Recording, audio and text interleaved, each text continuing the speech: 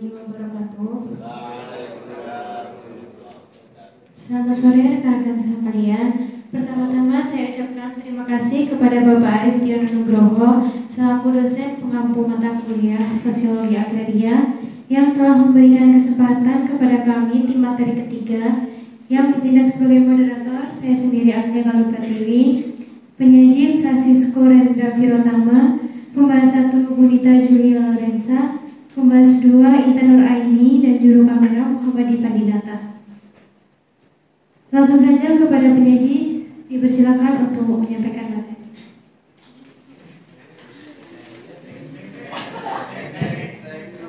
Terima kasih moderator yang telah memberikan waktu kepada saya untuk penyampaian materi 3 dari menit 41 hingga selesai.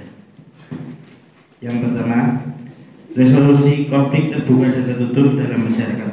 Interaksi ini sehari-hari sering menyebabkan konflik atau masalah. Ini wajar karena konflik terjadi karena pertukaran pendapat yang memicu tindakan. Konflik terbuka adalah jenis yang tidak diketahui oleh pihak lain, sedangkan konflik yang tertutup adalah jenis yang diketahui oleh kedua belah pihak. Hal ini termasuk ke dalam teori sosiologi pilihan rasional karena dalam menyelesaikan konflik diperlukan analisa masalah dan memecahkan masalah melalui alternatif-alternatif yang ada. Yang kedua, tingkatan hukum berdasarkan sifatnya menyatakan bahwa hukum yang sifatnya khusus harus didahulukan daripada hukum yang sifatnya umum. Dalam hal ini, jika dikaitkan dengan teori sosiologi, termasuk ke dalam teori struktur fungsional, yaitu suatu tata aturan perundang-undangan, terdapat suatu hierarki atau struktur tertentu dalam penggunaannya. Akan tetapi, setiap unsur dalam hierarki dapat saling mempengaruhi unsur yang lain. 3. Untuk memastikan pengelolaan sumber daya yang berkelanjutan dan adil, penerapan dasar pasal 33 ayat 3 UUD 1945 sangat penting dalam penentuan pelepasan aset. Negara menguasai dan memanfaatkan kekayaan alamnya termasuk air dan bumi untuk kepentingan rakyat seperti yang ditekankan pada pasal ini. Dalam hal ini, teori pilihan rasional dalam sosiologi agraria mengatakan bahwa individu atau kelompok akan membuat keputusan dan dengan mempertimbangkan apa yang paling menguntungkan. Oleh karena itu, ketidakadilan dan ketimpangan dapat muncul akibat dari pelepasan aset tanpa mempertimbangkan kepentingan masyarakat. 4. Sinergi dan kolaborasi antara pemerintah dan para pengambil keputusan dalam distribusi tanah agar dapat berjalan dengan baik, disertai dengan pengelolaan anggaran sehingga tidak sering terjadi perubahan anggaran. Perubahan anggaran yang sering menghambat distribusi dapat diminimalkan dengan kerjasama yang baik antara semua pihak dan pengelolaan anggaran yang baik. Setiap komponen sistem sosial memiliki tugas yang saling terkait untuk mencapai stabilitas dan kesejahteraan. Menurut teori struktur fungsional sosiologi agraria, setiap pihak dapat berkontribusi pada tujuan bersama, yaitu distribusi tanah yang adil dan efisien. Jika ada sinergi dan pengelolaan anggaran yang konsisten, ini meningkatkan struktur sosial dan kepercayaan masyarakat terhadap distribusi dan pemerintahan. Dan yang kelima, mahasiswa saat ini harus menerapkan konsep tripping the situation agar mereka tidak mudah terpengaruh oleh perkembangan teknologi yang pesat. Konsep ini mendorong mahasiswa untuk tetap kritis terhadap informasi sambil berkembang dan beradaptasi dengan kesulitan.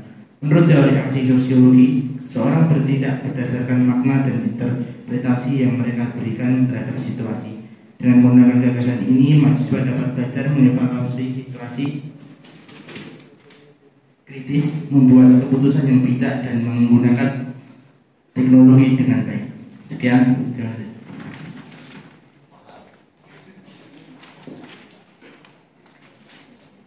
Selanjutnya saya persilakan kepada pembahas 1 untuk menyampaikan argumen atau pertanyaannya.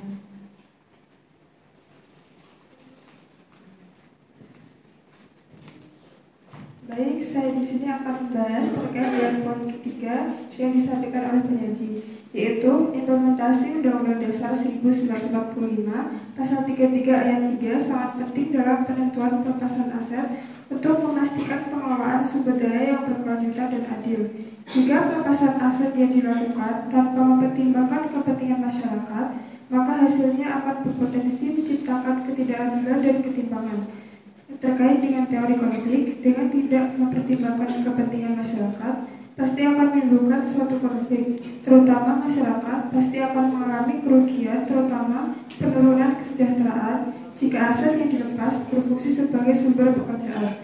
Nah, pertanyaan saya, bagaimana cara mengatasi atau memperbaiki ketidakadilan yang sudah terjadi akibat keputusan pelepasan aset tanpa melibatkan kepentingan masyarakat? Mungkin itu saja, terima kasih.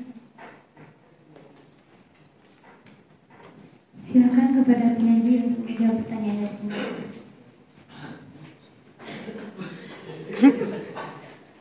Baik, izin menjawab pertanyaan dari penyaji pertama. Mengatasi atau memperbaiki ketidakadilan yang sudah terjadi akibat keputusan pelepasan aset tanpa melibatkan kepentingan masyarakat memerlukan langkah-langkah strategis dan sistematis. Berikut adalah beberapa langkah yang dapat diambil. Yang pertama, pemerintah melakukan analisis untuk menilai dampak ketidakadilan yang sudah terjadi terhadap masyarakat. Ini melibatkan penilaian terhadap dampak sosial, ekonomi, dan lingkungan, mengumpulkan data dan umpan balik dari masyarakat yang terkena dampak untuk memahami sejauh mana dan bagaimana mereka terpengaruh. Kedua, mengadakan forum atau pertemuan terbuka dengan masyarakat untuk mendiskusikan ketidakadilan yang terjadi dan mendengarkan keluhan serta kekhawatiran mereka. Tiga, meninjau kembali keputusan pelepasan aset untuk menilai kemungkinan revisi atau penyesuaian. Ini bisa melibatkan perubahan dalam alokasi aset atau pengambilan aset jika memungkinkan. 4. Mempertimbangkan untuk memberikan kompensasi kepada kelompok masyarakat yang paling terdampak oleh keputusan tersebut, baik dalam bentuk finansial, layanan, atau dukungan lainnya. Pengembangan dirancangkan untuk membantu kelompok yang terkena dampak seperti pelatihan, bantuan pekerjaan, atau peningkatan infrastruktur lokal.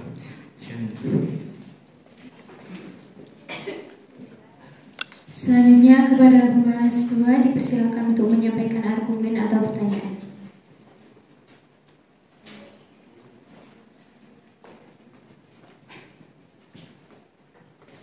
Baik, saya di sini akan memberikan pertanyaan terkait dengan poin kelima yang disebutkan oleh penyaji, yaitu perlunya menerapkan konsep living the situation dalam kehidupan mahasiswa saat ini agar tidak terpengaruh dengan situasi perkembangan teknologi. Nah, hal ini sesuai dengan teori aksi di mana kondisi saat ini banyak mahasiswa yang menyalahgunakan teknologi.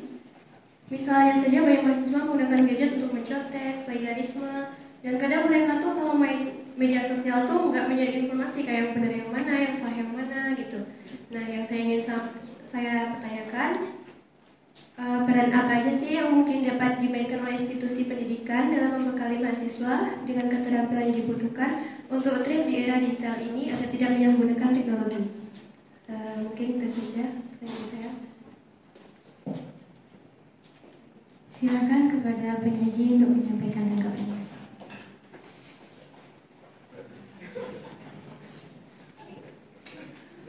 Baik, izin menjawab dari pembahas 2, Mbak Intan.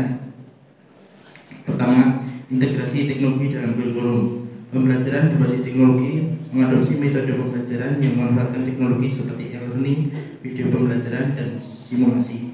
Pengembangan kurikulum memperbarui kurikulum secara berkala agar relevan dengan perkembangan teknologi terkini. Penelitian berbasis teknologi mendorong mahasiswa untuk melakukan penelitian yang memanfaatkan teknologi sebagai alat bantu. 2. Membangun infrastruktur teknologi yang memadai. Akses internet menyediakan akses internet yang stabil dan cepat di seluruh area kampus. Laboratorium komputer dilengkapi dengan perangkat lunak dan perangkat keras yang terbaru. Perpustakaan digital menyediakan akses ke berbagai sumber informasi digital. 3. Menyelenggarakan pelatihan dan workshop. Keterampilan digital dasar melatih mahasiswa dalam penggunaan berbagai aplikasi produktivitas, perangkat lunak, desain, dan alat analisis data. Pemrograman menawarkan kursus pemrograman untuk membekali mahasiswa dengan keterampilan yang dibutuhkan oleh pengembang aplikasi. Keterampilan soft skill melatih mahasiswa dalam mengembangkan keterampilan komunikasi, kerjasama tim, dan kepemimpinan. 4. Memfasilitasi kolaborasi dengan industri. Kemitraan dengan perusahaan, membangun kemitraan dengan perusahaan untuk memberikan kesempatan magang dan proyek kolaborasi. Program mentor menjembatani mahasiswa dengan profesional di industri untuk mendapatkan mentoring. Inkubator bisnis menyediakan fasilitas dan dukungan bagi mahasiswa yang ingin memulai bisnis. 5. Mendorong kreativitas dan inovasi. Kompetisi inovasi menyelenggarakan kompetisi untuk merangsang kreativitas mahasiswa. Ruang kolaborasi menyediakan ruang khusus bagi mahasiswa untuk berkolaborasi dan mengembangkan ide-ide baru. Bantuan pendanaan bagi proyek-proyek mahasiswa yang inovatif. 6. Menanamkan etika digital. Pendidikan tentang etika digital mengajarkan mahasiswa tentang pentingnya menjaga privasi, menghindari plagiarisme, dan menggunakan teknologi secara bertanggung jawab. Sosialisasi tentang dampak negatif teknologi, memberikan pemahaman tentang dampak negatif dari penggunaan teknologi yang berlebihan seperti kecanduan gadget dan cyberbullying. Sekian, terima kasih.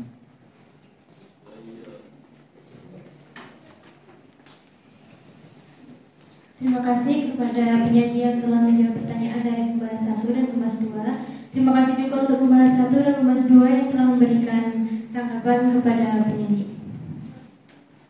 Sekian pemaparan materi ketiga yang telah disampaikan. Wassalamualaikum warahmatullahi wabarakatuh.